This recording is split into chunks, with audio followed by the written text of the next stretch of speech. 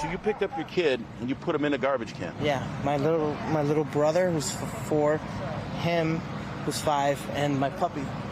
I put them all 3 in the garbage dumpster. And then I asked them to watch them, and I ran back. And when I ran back, there was the bodies on the ground. My God, putting kids in a garbage dumpster to protect them from a mass shooting. Oh, that was a witness to yesterday's shooting in Highland Park, Illinois, describing the moments after a gunman opened fire during a 4th of July parade. We are learning more today about the man police are calling a person of interest. Joining us now with those details, senior reporter for NBC News, Ben Collins. Ben, you've been digging through this man's online history. What did you find? Yeah, so Bobby Crimo was on the internet known as Awake. He was a rapper on the internet.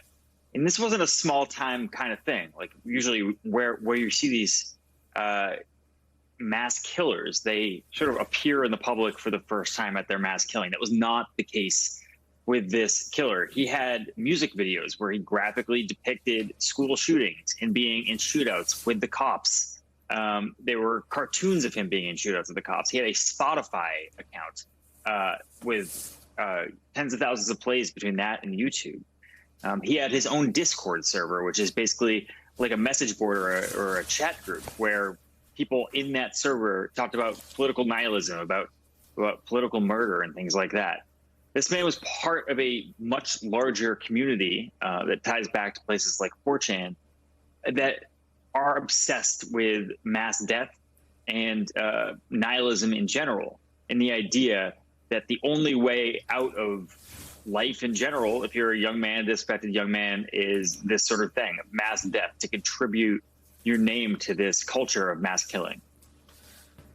So, Ben, help me out here and help our viewers out. You're describing explicit stuff that was up on YouTube, that was on Discord, that were on other prominent social media channels. Ostensibly, they always tell us that they're checking these things and they're taking down violent imagery and all those other things. They've got algorithms that can look for it. How does this stuff, number one, stay up? And number two, nobody take notice of it and alert someone? How does that work? Yeah, I have a hard time believing anyone in his life that didn't see the red flags in real life. Right. This man made a music video where he had a set of a classroom where he did a school shooting where he was dropping bullets within the classroom and things like that. If you were someone in that person's life, you probably want to step in there. I'm just saying. Unfortunately, this is, not a thing that's easy to predict or protect. There are a lot of people making school shooting art or, graphic depictions of violent imagery on the internet. He was a power user on a specific website that was, entirely devoted to videos of gruesome death, things like beheadings. His last post was a few days ago where he posted a beheading video on an internet website where thousands of people use it. Those thousands of people are not all going to go and commit a mass killing on the 4th of July.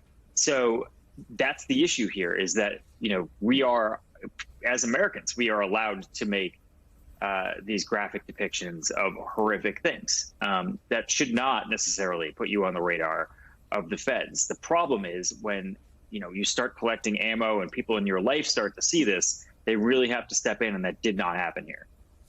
So, Ben, it's Jonathan. We had a similar tale with the Buffalo shooter, who also had an extensive social media and online presence, which he talked about violence and warning signs that were so blatant, but yet missed. And your point is well made. There's only so much law enforcement can do.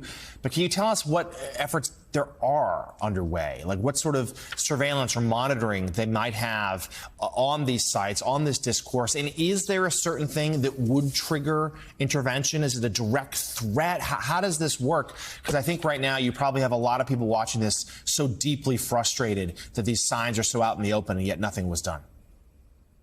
Yeah, this is a new kind of thing. Does this fit in the idea of, a terror group? It's really unclear. It's not like Patriot Front, those neo-Nazis that, march, they get out of a U-Haul, they march en masse to protest specific things they don't like. These are people who describe themselves as lone wolves, people who describe themselves as having no real-life community that meet together on the internet to talk about how horrible things are for them and how the only way out is to try to one-up the previous mass shooting.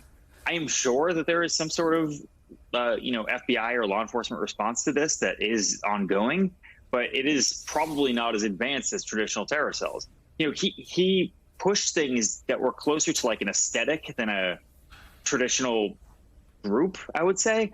He made these music videos to fit in this larger thing called like the Fash Wave aesthetic, which is like fascist, you would say like retro wave or something like that kind of music, whatever.